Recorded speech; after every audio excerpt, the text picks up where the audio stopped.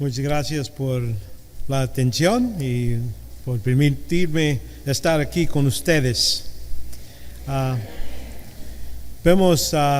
vamos a hablar de otro tema sobre lo que es la justicia de Dios.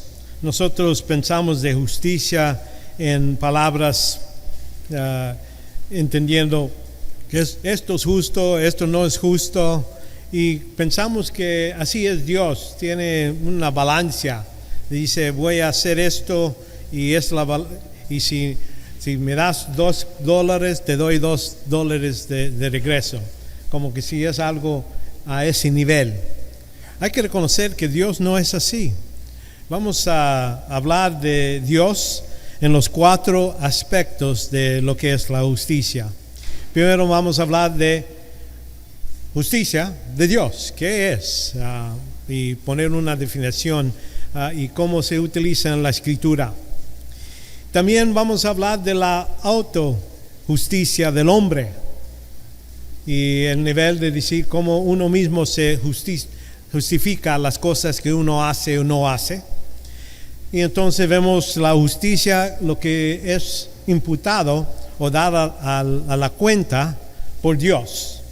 Y entonces la justicia impartida por el Espíritu Santo, algo que más pasa para los creyentes.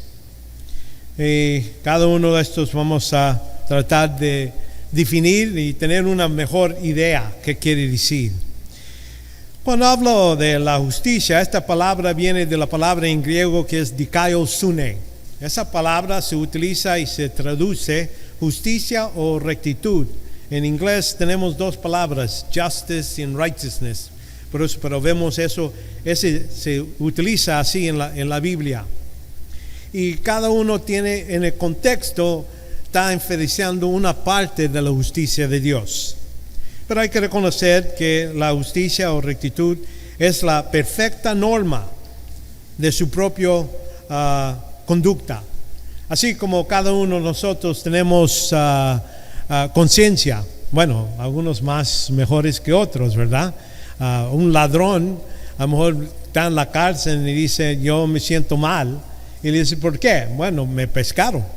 No está diciendo, me siento mal por robar $4,000 de otro lugar o algo así. Su conciencia está dañada, vamos a reconocer. Decir que una cosa es mejor que otra es el modo que ellos piensan. Y a veces nosotros también pensamos que la justicia es así. Pero cuando hablamos de Dios, estamos hablando de su rectitud, su medida absoluta de todo lo que es bueno. No hay ningún nivel más alto que lo que es la rectitud de Dios, su conciencia, lo que estoy hablando. La misma palabra se utiliza para eso, pero es la idea. La idea es que Dios tiene un nivel más alto de cualquier cosa que uno piensa que es bueno. Más alto, es lo máximo. De ahí se mide todo lo demás. La rectitud es,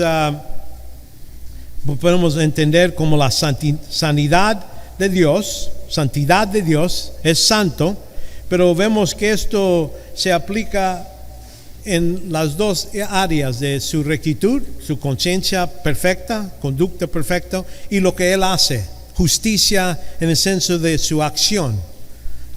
En este modo podemos decir que la justicia de Dios hace lo que su rectitud, su conciencia demanda. Cualquier cosa que demanda su conciencia es lo que Él va a hacer.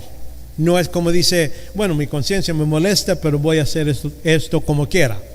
No, Él actúa en un modo absoluto, que cualquier cosa que Él dice es bueno, Él lo va a hacer, lo que Él ha decidido y es parte de lo que Él es. Vemos en el libro de Santiago, capítulo 1, santidad, que es su rectitud o su justicia, es invariable, inmutable. Quiere decir así, como dice en Santiago, todo buena dádiva y todo don perfecto viene de alto, descendiendo del Padre de luces, con el cual no hay cambio ni sombra de variación.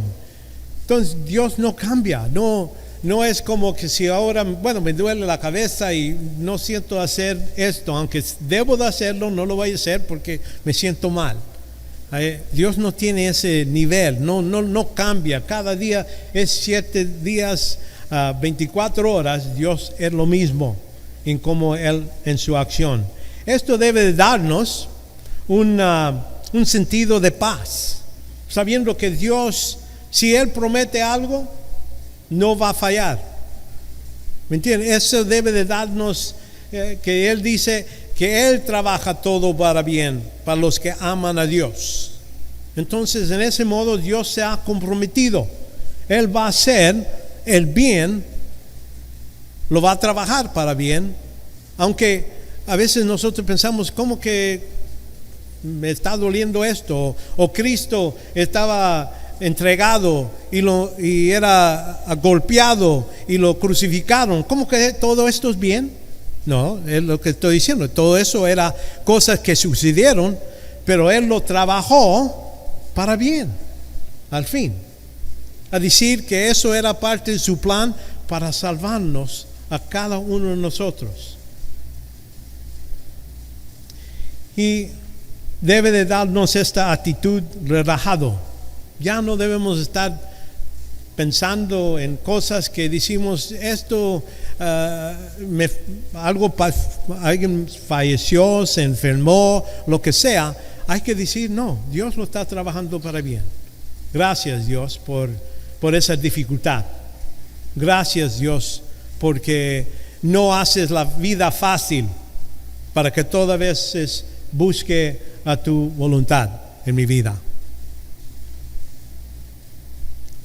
Y cuando Dios, vemos este trabajo de Dios, especialmente en la cruz, vemos que Dios no podía tener misericordia a nosotros sin sacrificar lo que es su justicia, su santidad.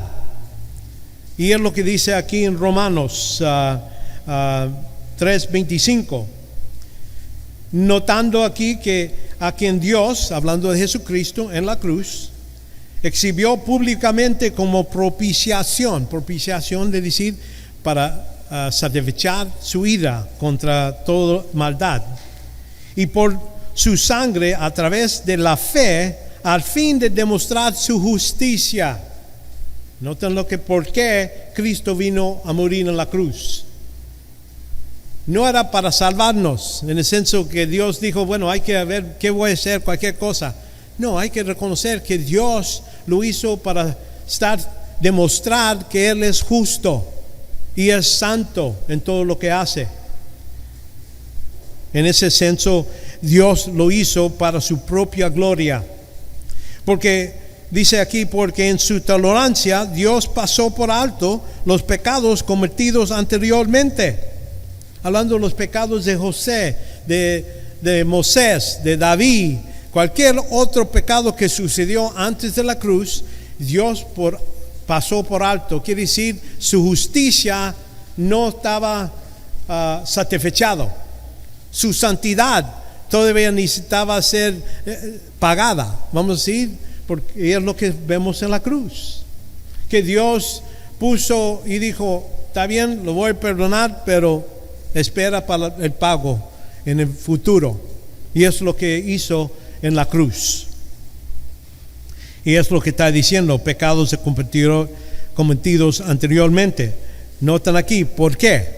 Dice, para demostrar en este tiempo su justicia. Entonces su justicia estaba satisfechada en la cruz, en lo que hizo en la cruz Jesucristo. Al fin de que Él sea justo. ¿Es justo Dios? ¿Necesitaba comprobarlo? No. Pero era para demostrar que es justo. Ya los santos, los ángeles, todos nosotros debemos ver ahí en la cruz y decir, Dios es justo. Porque lo que Él demandaba por el pago del pecado era muerte, y lo demandó hasta hacerlo pagar, que su hijo mismo, el que él amaba más que cualquier otra persona o cosa, y lo satisfecho, cumplió con su demanda. Su rectitud demandaba que era el único pago que era posible para salvarnos. Y por eso vemos lo que está sucediendo aquí en la cruz, que Él sea justo y sea el que justifica a quien tienen fe en Jesús. ¿Por qué era necesario? Que era por medio de fe. Es que fe no los da crédito a nadie, a nosotros no los da crédito. La persona que cree puede creer una mentira, puede creer cualquier otra cosa. Un niño puede creer, un doctor de ciencia puede creer. No importa el nivel de dinero, el nivel de inteligencia, cada persona puede creer. Y Dios por eso lo dijo, así nomás necesitas creer. Y todo el crédito viene en el objeto, en la persona, en la obra de Cristo que Él sufrió en la cruz. Él tiene todo el crédito, Él recibe toda la gloria, porque nosotros nomás ponemos fe, ¿verdad? Fe no tiene que ver con nosotros, nuestro valor, puede ser mugroso, feo, cualquier cosa, no importa. Y por eso es muy importante entender lo que sucedió aquí en la cruz. Y por eso en Romanos Pablo está tratando de explicar esta justicia de Dios que demandaba tan gran precio que hasta su hijo necesitaba pagar. El segundo tipo de justicia que el hombre nosotros conocemos es lo que se puede llamar la autojusticia del hombre. Esta autojusticia es lo que uno mismo piensa, dice, yo creo esto es justo. Cuando vino Caín y Abel, vinieron los dos con su sacrificio a Dios. Caín vino con lo mejor que él tenía. Él vino de la cosecha que él salió, sudó bastante para sacrificarse él mismo y podía decir a Dios, mira, lo que yo hice es lo que tiene valor, debes de aceptarlo. Viene Abel, viene con una oveja, lo mata. Y esa sangre, ¿de dónde vino la oveja? ¿Dónde vino vida de esa oveja? Vino de Dios. Él no podía decir, yo tengo todo el crédito porque yo sabía cómo a darle comer y todo eso. Él vino, como dice la Escritura, por el pago por el pecado es muerte. Y él estaba demostrando que él entendió eso. Y por eso Dios le vio bien a su sacrificio. Pero de Abel, de Caín, le dijo, no sirve. No se agradó Dios por lo que él ha hecho. Reconociendo esta autojusticia por el hombre es una grande falta de respeto a lo que es la justicia de Dios, la rectitud, su nivel de lo que es bueno. Cuando uno piensa trayendo todo lo mejor que uno tiene y pensar que eso Dios va a ser agradecido por eso. No. Aquí en Romanos 10, hablando de judíos, pues desconociendo la justicia de Dios y procurando establecer su propia autojusticia, no se sometieron a la justicia de Dios. Es que ellos estaban diciendo que yo soy judío, yo he hecho todas las obras que demanda la ley, yo he cumplido y todo esto, y piensan que Dios va a recibir eso como pago para su salvación. La cosa es que Dios no puede recibir nada de los que están muertos, nada de los que están sucios, y así considera todo lo que somos antes de la cruz. Antes de nuestra fe en Cristo no somos enemigos de Dios, y por eso Dios no puede aceptar lo que está sucio. Aquí Isaías es otro del Antiguo Testamento dice, produce algo que Dios rechaza. Aquí, por ejemplo, Isaías 64, todos nosotros somos como el inmundo, como trapo, inmundicia, todos. Nuestras obras justas. ¿Notan qué está diciendo? No está diciendo todos nuestros pecados, todas nuestras fallas. Notan lo que Isaías está apuntando a lo mejor, lo que es las obras justas que el hombre va a producir. Pues dice, y todos nos marchamos ni como una hoja, y nuestra iniquidad como el viento nos arrastran. Quiere decir, no hay nada que podemos traer. Gente que viene a Dios dice, bueno, si me salvas, Dios, te voy a pagar con una buena vida, voy a hacer todo bueno. Y entonces es como venir a un corte. Vas a ir al juez, bueno, aquí quién sabe, o en México a lo mejor, pero la idea, un juez justo, ¿sabes qué? Si le vienes y le dices, mira, aquí están unos 500 córdobas para que me dejas ir, no, para que ya esta multa se desaparezca. ¿Qué vas a decir? ¿Que ese juez es justo? No, porque está violando. Ya violaste la ley, hay que pagar lo que la ley demanda. Dios no es uno que le puedes venir con cualquier cantidad de buenas obras y buenas cosas y te va a aceptar.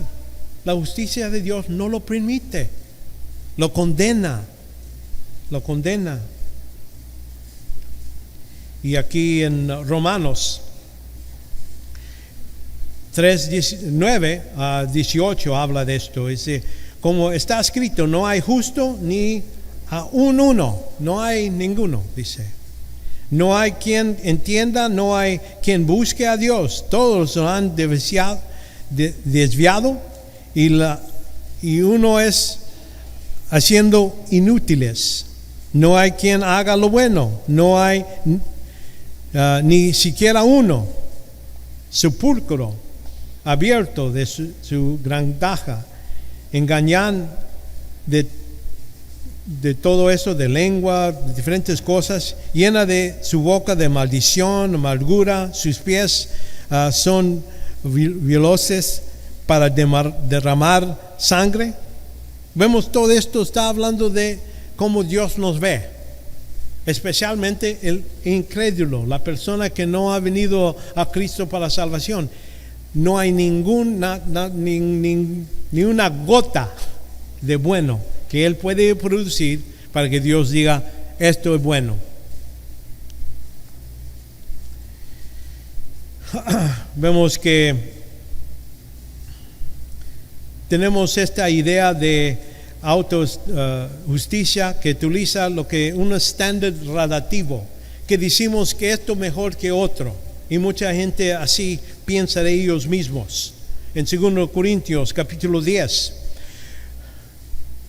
porque no atrevimos a contaminarnos ni compararnos a algunos que se alaban a sí mismos, pero ellos, mintiéndose a sí mismos, comparándose consigo mismo, carecen en entendimiento. Si uno no entiende que si mucha gente dice, bueno, y esta persona que ha hecho tanto bien para los pobres, ha estado ayudando a los pobres, todos los días se sacrifican para todo eso, y toda su vida han hecho eso. ¿Dios no lo va a aceptar? Hay que pensar realmente.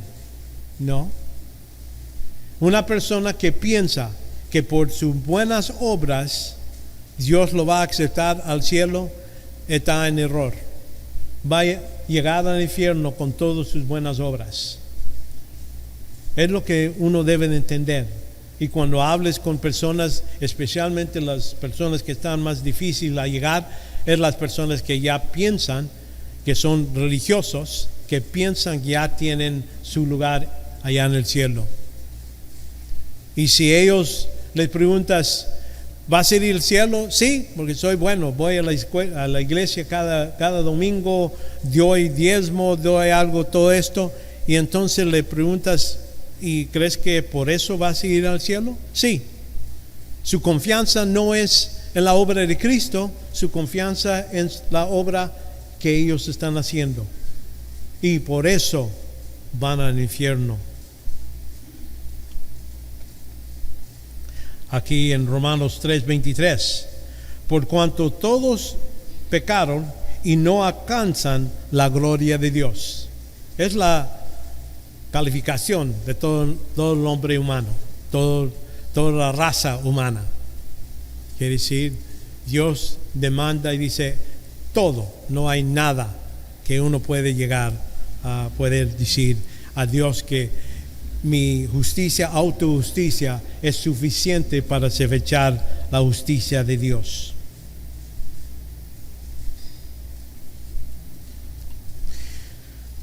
Vemos ahora lo que es la justicia imputada por Dios.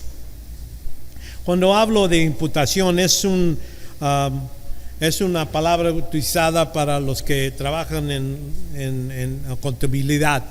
Dicen, estas personas, ¿qué tanto debes y qué tanto has ganado? Y ahí tienen su libro. En el caso de imputación es el hecho de carga a la cuenta de uno.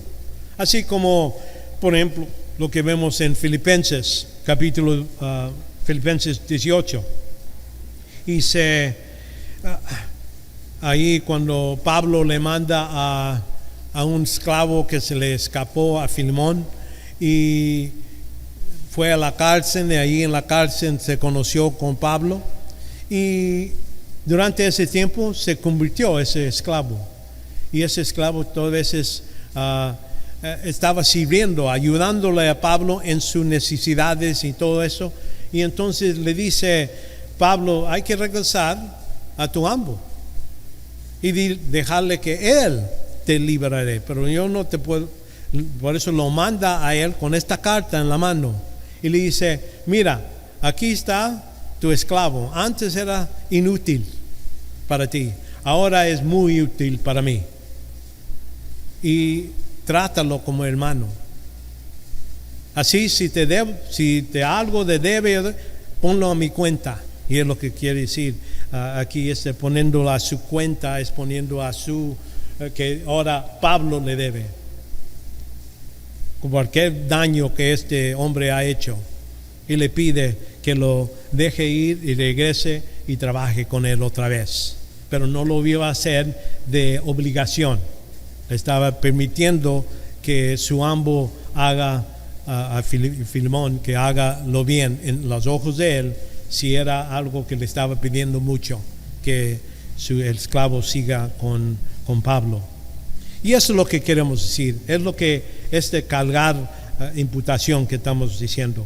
Ahora, lógicamente, antes de la imputación de justicia que Dios nos ha dado, Dios primero demandaba la imputación de pecado. Esto es lo que sucedió ahí en Romanos 5:12, de eso está hablando.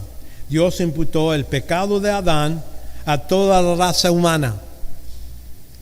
Dice en Romanos 5:12, por tanto, tal como el pecado entró en el mundo por un hombre hizo un pecado. No muchos, no estamos hablando de miles o millones, un pecado. Y este pecado, dices, y la muerte por el pecado, así también la muerte se extendió a todos los hombres, porque todos pecaron. Entonces Dios lo que hizo cuando nacimos en este mundo, Dios agarró ese pecado de Adán y se lo puso a la cuenta de toda la raza humana. Todos nacimos pecadores. ¿Por qué nacimos pecadores? Porque Adán pecó y somos en la línea de Adán y Eva, ¿verdad? Entonces, en ese modo, nosotros, el pecado estaba puesto a nuestra cuenta, ya estamos deudores cuando nacimos en este mundo, y nacimos pecadores. ¿Y por qué pecamos? Porque somos pecadores. Y en ese modo Dios los puso a nuestra cuenta algo bien negativo, muerte.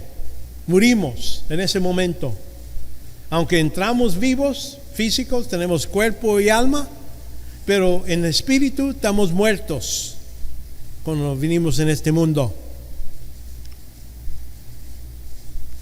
Y entonces, en ese caso, lo que Dios ha hecho, dice, voy a poner ese pecado, ya mueren, van a causar más pecados. Ahora, el pecado de Adán y todos estos pecados necesitan ser pagados. Lo que es, necesita cancelar esa deuda. Y es lo que Él hace aquí, hemos leído en Romanos 3, 24,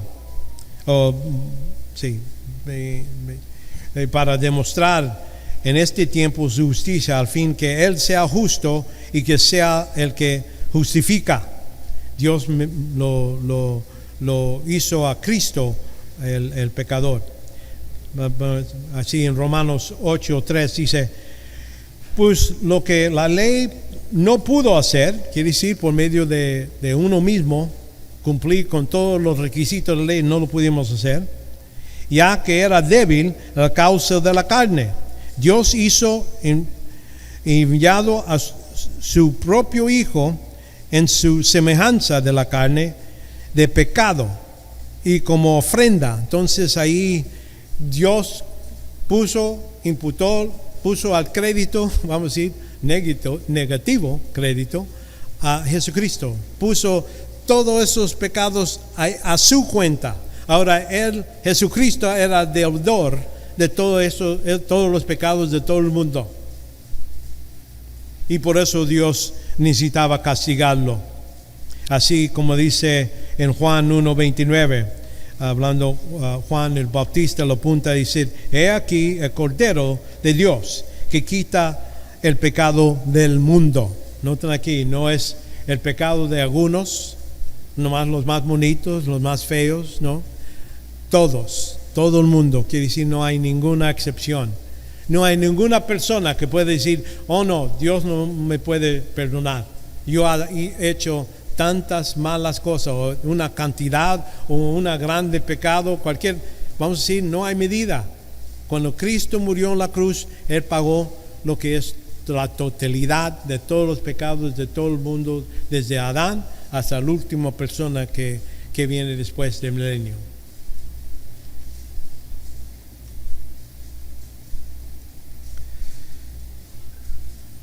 Vemos, ya que Dios cumplió en la cruz, si uno se van, ya nomás le ha dado la mala noticia, ¿verdad? Se pueden ir a la casa, ya vamos a decir, no tenemos salida o éxito.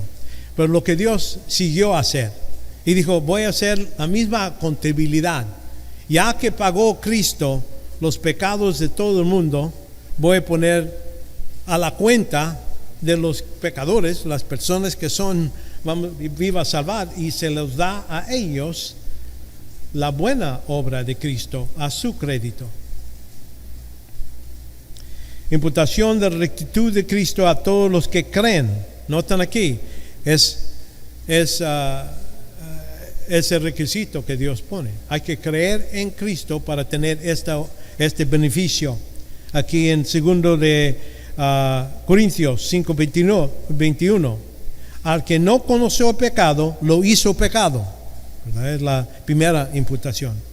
Dice, por nosotros, para que fuésemos hechos justicia de Dios, para que Dios pueda poner a nuestra cuenta la obra de Cristo, y entonces ya no nomás llegamos al punto donde Dios nos perdona por los pecados, pero también nos da la rectitud de Jesucristo, y eso nos da el beneficio de ser hijos de Dios, mucho más mejor que antes, que de Adán y Eva. Estamos en mejor condición, porque vemos aquí la rectitud de Cristo es reconociendo que cuando Dios nos bautiza, Jesucristo nos bautiza, quiere decir el Espíritu Santo viene a vivir dentro de nosotros, nos identifica con Cristo. Y esa identificación nos permite tener a nuestra cuenta más que nomás un balance de cero, donde ya no tengo pecado, ya vamos a decir no hay condenación por el pecado, pero también tenemos el derecho de ser parte de la familia de Cristo, ser parte del cuerpo de Cristo, parte de la iglesia, con todos los beneficios que vienen con eso. Notan, pero es para los que creen. Aquí como 1 Corintios 12, 13, pues por un mismo espíritu todos fuimos bautizados en un solo cuerpo, que es Cristo. Ya judíos, griegos, esclavos y libres, y todos nos dio a beber del mismo espíritu. De eso está hablando. Ahora, también la imputación afecta la posición, como hemos dicho. Es cierto, ya somos hijos de Dios, pero eso nomás es el principio, bebés en Cristo. Notan aquí que hay que crecer en nuestra nueva posición, ya que un príncipe nace en una casa donde para el siguiente va a ser rey, necesita crecer, comida, aprender cómo debe de vivir, cómo sus acciones, todo eso, ¿verdad? Eso es lo que vemos aquí en 2 de Pedro 3:12. Por tanto, amados, sabiendo esto de antemano, estar guardia, no sean arrastrados por el error de hombres libertinos, caigas de vuestra firmeza. Antes bien, crecer en la gracia y en el conocimiento de nuestro Señor Salvador Jesucristo.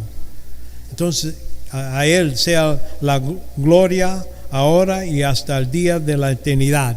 Amén. Vemos que esto nos está diciendo que sí, somos hijos, pero no hay que quedarnos como bebés en Cristo, quedarnos en el mismo nivel. Dios quiere que alcancemos que seamos más y más como Cristo. Eso es tu deseo. No nomás quedarnos con satisfechos de decir, ya soy salvo, ya tengo mi ticket, ya me voy al cielo. No, si quedamos ahí vamos a ser pobres para siempre en el futuro. Dios tiene otro o mucho más para darnos, pero hay que ser obediente a sus demandas. Entonces, ya cuando hablamos que Cristo ya ha provisto su justicia, vamos a decir su buena conducta, todo lo que Él ha hecho. Ahora, ¿cómo vamos a tenerlos nosotros? ¿Cómo viene a ser parte de nosotros? Y es donde vemos la justicia impartida por el Espíritu. Hay que reconocer que hay una frase de ser llenos del Espíritu. El Hijo de Dios, en ese modo, cuando estamos llenos del Espíritu, podemos producir obras buenas que Dios sí va a aceptar, pero nomás para los salvos. Los que no son salvos no tienen nada que ver con esto. El Espíritu no da fruto en uno que es incrédulo, pero uno que es nacido otra vez sí puede. En Galatas 5:22, más el fruto del Espíritu, noten ahí, fruto, no frutas, fruto, es algo que viene, que fluye del Espíritu, es amor, gozo, paz, paciencia, benignidad, bondad, fidelidad, mansedumbre, dominio propio. Contra tales no hay ley. Es lo que produce una persona que está viviendo normalmente lleno del Espíritu Santo.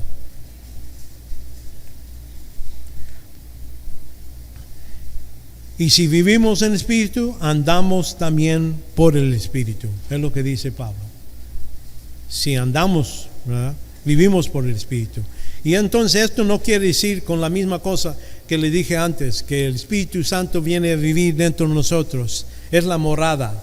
Eso es permanente, eso nunca cambia. Pero cuando hablamos de la llenadura, sí es algo que cambia. Es algo que nomás uno que es salvo y que está viviendo y cumpliendo con las demandas de Dios. Entonces, la llenura del Espíritu Santo. Y esto, lleno del Espíritu Santo, requiere el estado de ser santo como Dios. Yo cuando leí esto me asusté, porque aquí dice, como hijos obedientes, no os conforméis a los deseos que antes tenías en vuestra ignorancia, sino que asimismo aquel que te llamó es santo, así también sed vosotros santos en toda vuestra manera de vivir. Porque está escrito, sed santos porque yo soy santo. Y yo decía, Dios, ¿cómo es eso posible? Yo no puedo ser santo, soy un pecador. Y uno piensa que ahí terminamos, pero no, la Biblia nos dice cómo ser llenos del Espíritu Santo. Cuando estamos llenos del Espíritu Santo, entonces sí somos santos. Pero cuando pecamos, salimos de ese estado. Ya no estamos llenos del Espíritu Santo, estamos controlados por una naturaleza pecaminosa que todavía siguen dentro de nosotros. Por eso dice, como hijos obedientes. Quiere decir, hay que obedecer. ¿Pero qué debemos de obedecer? Hay que obedecer los mandatos de Dios. Aquí, ¿cómo uno puede ser lleno del Espíritu Santo? Les voy a decir. Aquí en 1 Juan, capítulo 1, versículo 5 hasta capítulo 2, 3, los explica. Y quiero nomás para rápidamente darles el entendimiento que la llenura del Espíritu Santo no es algo que es permanente, es algo que temporal. Lo que pasa es que cuando estoy lleno del Espíritu Santo, durante ese tiempo estoy santo como Dios demanda de mí. Pero ya cuando peco, cuando utilizo mi voluntad y digo voy a hacer algo contra Dios, entonces ahí es cuando salgo y ya no estoy lleno del Espíritu Santo. Aquí, así como lo explica aquí, dice en versículo 6, si decimos que tenemos comunión con Él, hablando con Dios, pero andamos en tinieblas, mentimos y no practicamos la verdad. No estamos utilizando la verdad. ¿Dónde está? En la palabra de Dios. No lo estamos practicando. Mas si andamos en la luz, como Él está en la luz, entonces voy a estar en la luz, quiere decir lleno del Espíritu Santo. Es la misma, es diferente frase, pero la misma idea. Tenemos comunión unos con otros y, noten aquí lo más muy importante parte, y la sangre de Jesús, su Hijo, nos limpia de todo pecado. Nos limpia de todo. Noten lo que eso es presente, es algo que está sucediendo regularmente. No dice nos limpió como si algo pasado. Es cierto, nos limpió cuando vinimos a los pies de Cristo, nos limpió en ese tiempo, pero hay que ser limpios regularmente, diariamente, momento por momento. Estar seguro que para tener ese compromiso, si lo tenemos, podemos andar a la luz y satisfacer lo que es la justicia de Dios, para que siga bendiciéndonos. Y aquí, versículo 9 nos dice cómo. Si confesáramos nuestros pecados, quiere decir, es algo que nosotros necesitamos ir al corte, a Dios, al Padre, y Padre, yo he fallado, yo he violado tu ley, perdóname. Y entonces ahí es donde después dice, Él es fiel, Él es justo. Acuérdense la importancia de justo, es parte de su santidad, su justicia, que Dios para perdonarnos nuestros pecados y para limpiarnos de toda. Me gusta esta palabra, cada vez que la veo me encanta, porque ya no necesito sacar un calculador y decir, ¿qué tanto? 50%, 4%, toda. Dice que nos limpia de toda maldad.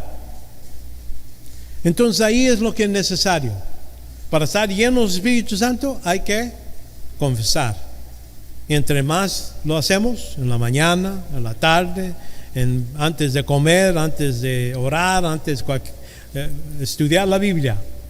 Si lo hacemos regularmente, vamos a estar llenos del Espíritu Santo y vamos a ser cumpliendo con la justicia de Dios, lo que Él demanda de nosotros. Al fin del día, cuando ya vamos para el otro lado, vamos a ver, Él va a poner a nuestra cuenta la obra del Espíritu Santo durante que hemos obedecido. Él nos pone a nuestra cuenta la obra del Espíritu Santo que está obrando en nosotros. Déjame explicarlo en este modo. Yo soy, empezando como Dios, que es un carpintero, está edificando una casa y saca de su herramienta un martillo y él empieza a martillar y hacer una casa de madera y con clavos y lo termina. Lo que Dios ha hecho los promete a nosotros y dice, mira, ¿sabes qué? Voy a dar honra, gloria a este martillo porque me permitió utilizarlo para edificar esta casa. Ahora, ¿quién pensó? ¿Quién hizo todo el diseño? ¿Quién hizo todo el refuerzo? Dios. Pero como quiera, al martillo le va a dar honra. Y es lo que Dios espera de nosotros. Permítelo que Él utilice a usted para edificar la casa de la iglesia, para edificar todo lo que uno hace.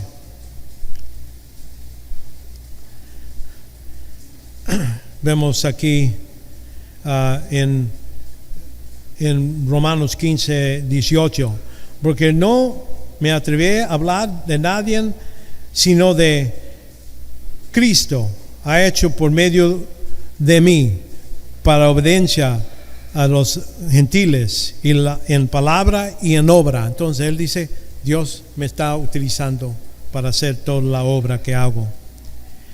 1 Corintios 1:30, mas por obra suya estéis vosotros en Cristo Jesús, el cual se hizo para nosotros sabiduría de Dios, justificación, santificación, redención, para que tal como está escrito, el que sea gloria y que sea gloria en el Señor. Entonces para Él va a ser toda la gloria porque Él está utilizando a nosotros en un modo que Él recibe toda la gloria. Ahora, cuando uno llega enfrente de Jesucristo, para los creyentes, los que no son creyentes no van a estar en este corte, en la viva de Cristo. Para los que han creído a Cristo, sí van a estar. Y noten aquí lo que dice en 1 Corintios 3. La obra de cada uno será evidente. No dice la obra de la iglesia o del pastor, porque tú eres parte de la iglesia o de que conoces el pastor, tú vas a tener crédito. No, dice cada uno, dice, porque el día la dará a conocer, pues con fuego será revelado. El fuego mismo probará la calidad de la obra de cada uno. Se repite para que no mal entiendan que Dios va a investigar cada cosa que uno ha hecho. Su intención, por qué lo hizo, cómo lo hizo. Y aquí dice, si permanece la obra de algunos que ha edificado sobre el fundamento, recibirá recompensas. Si lo que Dios en su justicia dice, esto vale, esto sí le voy a dar recompensa. Pero noten aquí, negativo. Si la obra de alguno es consumada por el fuego, sufrirá pérdida. Quiere decir, no estamos hablando de perder salvación, estamos hablando de perder recompensas, no van a recibir. Sin embargo, él será salvo, aunque así mismo por fuego. Entonces, lo que nosotros queremos que cada uno, la iglesia, cada uno cristiano, que tenga este deseo de llegar a ese día, no ser avergonzado, es decir, bueno, ha vivido una vida bien, ha hecho todas estas cosas, pero es todo lo que Dios me premió porque nomás di 5 centavos o nomás no tuve tiempo para hacer esas cosas. Queremos que cada uno lleguemos con gozo y con alegría al punto cuando Cristo diga: entra aquí, buen siervo, has hecho bien con lo poco, aquí gocétate de todos los bienes que tengo. Ese es el deseo de nosotros. Vamos a parar ahí y quizás que este tiempo ha sido tiempo para considerar dónde estoy yo, cada uno de nosotros, dónde ha llegado, qué me falta para ser más y más como Cristo, qué me falta para cumplir y utilizar la llenura del Espíritu Santo. Vamos a orar. Padre, te damos gracias por este tiempo que nos has dado. Pedimos que sigas con nosotros, ayúdanos a comprender más y más de lo que tú tienes para nosotros, qué debemos de estar haciendo. Ayúdanos a cumplir tu voluntad. Padre, ya que seguimos con este servicio, recuérdanos de tu obra en la cruz, cómo sufrió nuestro Señor. Y para poder darte agradecimiento por todo, Padre, ayúdanos a vivir una vida en agradecimiento de todo lo que haces. Lo pedimos en el nombre de Jesucristo. Amén.